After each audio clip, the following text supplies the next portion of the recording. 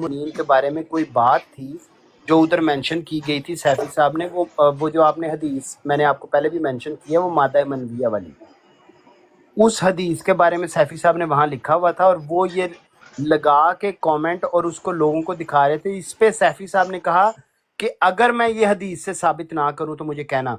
अगर मैं ये 3-4 दफा कहा, उसके साथ ही सीकर साहब ने घुंघरू और तेज कर दिए, घुंघरू छनना छनना छनना और वेड़ा और नीमा करके उन्होंने रोल हाँ जी, उन्होंने घुंघरू और तेजी से छनकाने शुरू कर दिए, छनना छनना छनना। घुंघरू टूट एक मिनट सैफी भाई प्लीज बात कर लेने दें। और वेड़ा और नीवा कर दिया और साथ ही उन्होंने कहना शुरू कर दिया, बाजी इस बंदे को नीचे उतारें, इस बंदे को नीचे उतारें। और सैफी साहब कंटिन्यूअसली उस दौरान कह रहे हैं, इसकी वीडियो भी आपको मिल जाएगी, कंटिन्यूअसली उस दौरान कह रहे हैं। अगर इसके अलावा कोई वीडियो है तो सीकर साहब he is most welcome to present that video. उन्होंने ये रौला डालना शुरू कर दिया, सैफी को नीचे उतारें, सैफी को नीचे उतारें। सैफी कह रहा है कि मैं वो यही वर्ड्स हदीस में प्रूफ करूंगा, यही वर्ड हदीस में प्रूफ करूंगा, यही वर्ड। और उन्होंने और बाजी ने नीचे उतार दिया सैफी को। अब सैफी नीचे से लिख रहा है, मैं ये हदीस, ये जो वर्ड्स हैं ये हदीस में प्रूफ करूंगा, यही वर्ड्स हदीस में प्रूफ्ड हैं, यही वर्ड्स हदीस। और वो इसकी बात नहीं मान रहे और वही हदीस लगा रहे हैं। अब जब टाइम आया फिर हमारे प्यारे भाई लियो ने ब्रॉड लगा ली, हमने वही हदीस यहाँ पे आके लगा ली। हमने कहा जी ये हदीस है जिस पे सैफी साहब ज़ारो कतार रो रहे थे कि मुझे हदीस तो प्रेजेंट करने दो, और उन्होंने आखिर तक सैफी को ऊपर नहीं लिया। और हालांकि अगर सैफी झूठा था तो they should have taken him up and allowed him to present the हदीस right there on the same broad which they were barking at. They never let that happen. उन्होंने क्या किया, इन्होंने सैफी को नीचे फेंक के और उसके बाद अपने एक और आगे से शातमियत की एक और। भाई अगर तुमने पहला जो कमेंट लगाया सैफी का जिसके मुताबिक वो उसने शातमियत की और वो कह रहा है ये वर्ड्स मैं प्रूव करूंगा हदीस में, तो लेट हिम प्रूव दैट। और अहमदियत को झूठा साबित कर दो कि जनाब सैफी ने एक बात कही और वो हदीस से नहीं साबित। लेकिन उन्होंने ये नहीं होने दिया, उन्होंने सैफी को नीचे फेंक दिया। और फिर हमें लियो भाई की मेहरबानी, हमारे प्यारे भाई हैं, इन्होंने फटाफट ब्रॉड लगाई रिएक्शन में और उन्होंने ये हदीस लगा दी। इन्होंने कहा ये लो ये हदीस है। अब हमने ओपन आइज साहब को, काइंड हार्टेड साहब को, क्योंकि काइंड हार्टेड साहब, मौलवी साहब आप भी उनको जानते हैं, काइंड हार्टेड साहब का ये क्लेम है कि वो इस्लाम को भी रिलीजन नहीं मानते, वो क्रिश्चियनिटी के पैरोकार हैं। लेकिन जब वो शातमियत वाली ऑडियो लगाई, अपना कमेंट लगाया ना सीकर साहब ने, तो ये नीचे से लिख रहे थे what an idiot Saifi, what an idiot Saifi. अब हमने उनको इधर बुलाया, हमने कहा आपने एक बंदे को इडियट कहा है और वो बंदा कह रहा है कि मैं ये हदीस से साबित करूंगा, ये लो हदीस, पढ़ो इस हदीस को। कहता मैं तो उर्दू पढ़ नहीं सकता। अगर तुम उर्दू नहीं पढ़ सकते तो तुमने वो कैसे पढ़ लिया जो सैफी का कमेंट था? मौलवी साहब आपकी तवज्जो दरकार है इधर। जी मैं सुन रहा हूँ आपकी बात। हाँ, वहां पे वो कह रहा है कि मैंने कमेंट पढ़ के इसको शातिम डिक्लेयर किया, और अब जब हम हदीस लगा रहे हैं कहते मुझे तो उर्दू पढ़नी नहीं आती। बशर रजा भाई, तो अगर आप इजाजत 1 मिनट देते हैं तो अवैध साहब ने इसका फैसला उधर ही बैठ के किया था। एक मिनट जज साहब एक मिनट, आप पूरी बात करना, 1 मिनट आप शुरू से बात करो कि उसने जो बात की थी मेरे पे, उसने इल्जाम क्या लगाया था कि मैंने हज़रत मुसल्लम को गाली दी है, ठीक है? तो वो उसने साबित करना था, फिर वो हज़रत आयशा की तरफ निकल गया, गंदी गाली दी है, उसने वो साबित करना था मुबश्शिर साहब। फिर वो उसने देखा कि वो साबित नहीं कर पा रहा और उसके अपने बंदों ने उसके खिलाफ गवाही दे दी, फिर उसने हज़रत आयशा वाला कमेंट लगा दिया। ताजा इत्तला जेडी है ना वो सुन लो ताकि पीछे ना कोई रह जाए बंदा। 7,500 फुट ਦੀ ਬੁਲੰਦੀ ਤੋਂ ਆ ਗਈ, 7,500 ਕਿਲੋਮੀਟਰ ਦੀ ਕਿਲੋਮੀਟਰ। ਉਹ ਮਾਰਿਆ ਜਿਓ, ਖੁਦਾ ਦਿਓ ਬੰਦੋ ਮਾਰ ਸਟਿਆ ਜਿਓ, ਮਾਰ ਯਾਰ ਗੱਲ ਸੁਣ ਲਵੋ, ਟਾਈਮ ਬਿਲਕੁਲ ਥੋੜਾ ਜਿਹਾ ਇਸ ਤੋਂ ਪਹਿਲਾਂ ਕਿ ਤੁਹਾਨੂੰ ਮੌਕਾ ਨਿਕਲ ਜਾਵੇ।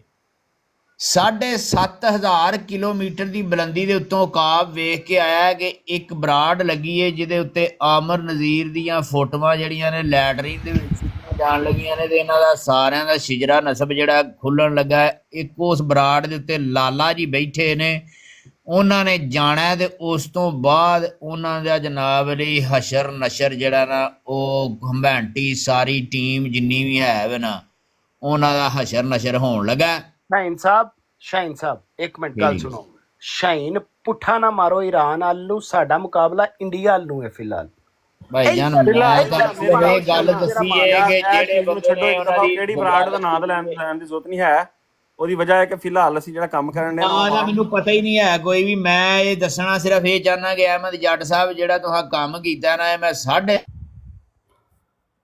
ਯਾਰ ਇਹ ਕਿੰਨੇ ਲਾਇਆ ਕਾਬ ਭਾਈ ਨੂੰ, ਪਹਿਲਾਂ ਉੱਤੇ ਲਵੋ ਨਾ, ਇਹ ਤਰੀਕਾ ਨਹੀਂ ਕਿਹਨੇ ਲਾ ਤੁਸੀਂ ਨਾ ਯਾਰ ਸਾਰੀ ਕਹਾਣੀ ਨਹੀਂ ਠੀਕ ਯਾਰ ਯਾਰ 7.5 ਦਾ ਗੱਲ ਕਰਨ ਦਾ ਚੁੱਕ ਕੇ ਥੱਲੇ ਮਾਰਿਆ ਯਾਰ, ਨਹੀਂ ਯਾਰ ਬੜੀ ਜ਼ਿਆਦਤੀ ਹੈ ਯਾਰ 7.5 ਇਹ ਗਲਤ ਗੱਲ ਹੈ ਕਿ ਉਹ ਸਾਰੀ ਟਿਕਟੋਕ ਤੇ ਜ਼ਲੀਲ ਹੋ ਰਿਹਾ ਹੈ ਹਰ ਆਈਡੀ ਤੇ ਭਾਈ। ਕਾਬ ਭਾਈ ਖਲੋ ਜੋ, ਇੱਥੇ ਅਸੀਂ ਨਹੀਂ ਇਹ ਗੱਲ ਕਰਨੀ, ਖਲੋ ਜੋ ਇੱਕ ਮਿੰਟ। ਆਹ ਵਾਲਾ ਜਿਹੜਾ ਪਹਿਲਾ ਸਿੱਕਰ ਛੋਰੇ ਤੇ ਲਾਈ ਨਾ ਬਰਾੜ, ਉਹਨੂੰ ਕਰ ਲਈਏ।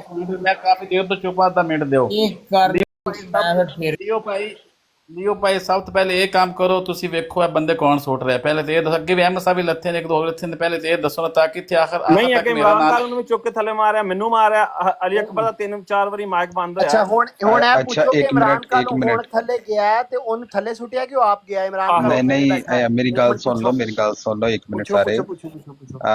ਜਦੋਂ ਮਸਲੇ ਕਿ ਅਹਿਮਦ ਜੱਟ ਨੂੰ ਲਾਇਆ ਸੀ, ਉਹ ਬੰਦੇ ਦਾ ਵੀ ਮੈਨੂੰ ਪਤਾ ਹੈ ਤੇ ਕਾਲੂ ਭਾਈ ਖੁਦ ਗਏ ਨੇ, ਕਾਲੂ ਭਾਈ ਨੇ ਜਿਹਨੇ ਲਾਇਆ ਸੀ ਉਹਦਾ ਵੀ ਮੈਨੂੰ ਸ਼ੋਅ ਹੈ ਤੇ ਉਹ ਬੰਦਾ ਨਾ ਕਰੇ, ਨਹੀਂ ਤਾਂ ਮੇਰੇ ਕੋਲ ਲਾਸਟ ਆਪਸ਼ਨ ਹੈ ਹੀ ਕਿ ਮੈਂ ਉਹਨੂੰ ਆਪਣੀ ਬਰੋਡ ਤੋਂ ਬਲੌਕ ਕਰ ਦਵਾਂਗਾ।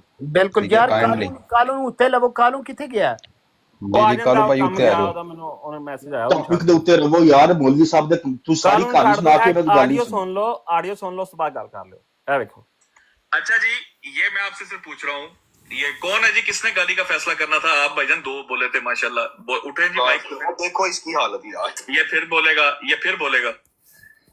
रुक तो जाओ यार, आप 1 मिनट तो रुक जाओ आप प्लीज। नोबट भाई, क्या ये गाली के जुमरे में आता है कि नहीं आता?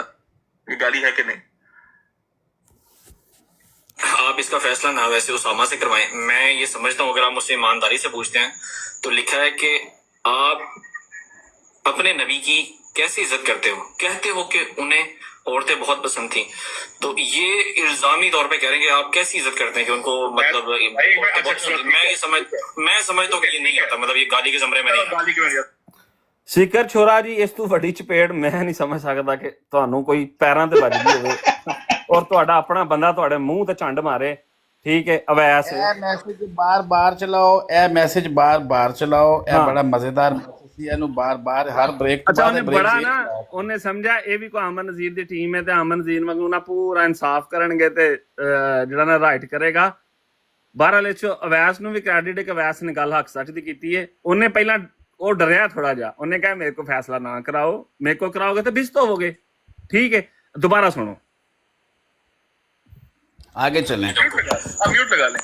अच्छा जी, ये मैं आपसे सिर्फ पूछ रहा हूँ, ये कौन है जी, किसने गाली का फैसला करना था? आप भाईजान 2 बोले थे माशाल्लाह, उठे जी माइक। देखो इसकी हालत यार, ये फिर बोलेगा। रुक तो जाओ यार, आप 1 मिनट तो रुक जाओ आप प्लीज। नोबट भाई, क्या ये गाली के जुमरे में आता है कि नहीं आता? ये गाली है कि नहीं? आप इसका फैसला ना वैसे उसामा से करवाएं। मैं ये समझता हूँ अगर आप मुझसे ईमानदारी से पूछते हैं तो लिखा है कि आप अपने नबी की कैसे इज्जत करते हो, कहते हो कि उन्हें औरतें बहुत पसंद थी, तो ये इल्जामी तौर पे कह रहे हैं कि आप कैसी इज्जत करते हैं कि उनको मतलब मैं समझता हूँ कि ये नहीं आता, मतलब ये गाली के जमरे में नहीं आता। हाय हाय हाय ਹਾਏ ਹਾਏ ਹਾਏ ਹਾਏ ਸੁਭਾਨ ਅੱਲਾਹ। ਸੀਕਰ नो वर्ड ने ਜੀ ਕਰ ਲਓ। नो वर्ड ने ਅੱਜ ਸੀਕਰ ਦੀ ਭੈਣ ਛੇਲ ਛੱਡੀ ਫੜ ਕੇ ਉੱਥੇ ਲਾਈਵ ਤੇ। ਨਹੀਂ ਅਲੀ ਅਕਬਰ ਸਾਹਿਬ ਐਸੀ ਗੱਲ ਨਹੀਂ ਕਰਨੀ, ਅਸੀਂ ਐਸੀ ਗੱਲ ਨਹੀਂ ਹੈਗੀ, ਨਹੀਂ ਗੱਲ ਨਹੀਂ ਹੈਗੀ। ਅਸੀਂ ਸਿਰਫ ਇਹ ਕਹਿਣਾ ਹੈ ਕਰੋ ਯਾਰ ਅਲੀ ਅਕਬਰ ਭਾਈ ਨੂੰ। ਨਹੀਂ ਇਹਨੂੰ ਬਲੌਕ ਹੋ ਗਏ ਨੇ। ਅਸੀਂ ਸਿਰਫ ਇਹ ਕਹਿਣਾ ਹੈ ਕਿ ਚੁੱਲੂ ਭਰ ਪਾਣੀ ਇਹ ਬਹੁਤ ਜ਼ਿਆਦਾ ਸੀਕਰ ਤੇਰੇ ਵਾਸਤੇ। ਜੱਜ ਸਾਹਿਬ ਯਾਰ ਗੱਲ ਪੂਰੀ ਮਾਰੀ ਵੈਸ ਯਾਰ ਓਏ ਚੁੱਲੂ ਯਾਰ 1 ਮਿੰਟ ਗੱਲ ਕਰ ਲੈਂਦੇ ਕਰੋ। ਚੁੱਲੂ ਭਰ ਥੂ ਇਹਦੇ ਚ ਡੁੱਬ ਮਰ, ਡੁੱਬ ਕੇ ਮਰ। ਨਹੀਂ ਜੱਜ ਸਾਹਿਬ, ਜਿਹੜੇ ਮੈਂ ਉਹਨੂੰ ਸ਼ਰਮ ਦਿਲਾਈ ਉਹਦੀ ਰਿਕਾਰਡਿੰਗ ਨਹੀਂ ਹੈ ਤੁਹਾਡੇ ਕੋਲ? ਉਹ ਜਿਹੜਾ ਡੁੱਬ ਕੇ ਮਰ ਜਾ, ਹਾਂ ਉਹ ਵੀ ਹੈ ਵੇ। ਅੱਜ ਮੋਦੀ ਸਾਹਿਬ ਨੂੰ ਉਹ ਛਿਲਿਆ ਹੈ ਨਾ, ਉਹ ਬੰਦਾ ਨੱਠੇ ਫੇਰ ਵਾਕੇ ਕਿਸੇ ਤਰ੍ਹਾਂ ਸਾਰੀ ਰਿਕਾਰਡਿੰਗ ਹੈ, ਦੋਸਤ ਨਾਲ ਤਜਜ਼ੀਆ ਕਰੋ। ਰਿਕਾਰਡਿੰਗ ਅਸੀਂ ਸਾਰੇ ਸੁਣਾਉਂਦੇ ਆ ਕਿ ਸੈਲਫੀ ਕੱਲਾ ਸੀ ਤੇ ਜਿਹੜੇ ਹੋਸਟ ਸਨ ਮੁਹਤਰਮਾ ਸੋਫੀਆ ਸਾਹਿਬਾ ਉਹ ਵੀ ਨਾਲ। ਠੀਕ, ਉਹ ਬਾਰ-ਬਾਰ ਕਹਿੰਦੇ ਸਨ ਨਹੀਂ ਤੂੰ ਰਿਕਾਰਡਿੰਗ ਦੇ। अहमद जट साहब जेडे इत्थे आके कह रहे ने उफ मेरे साथ बदतमीजी हो जाएगी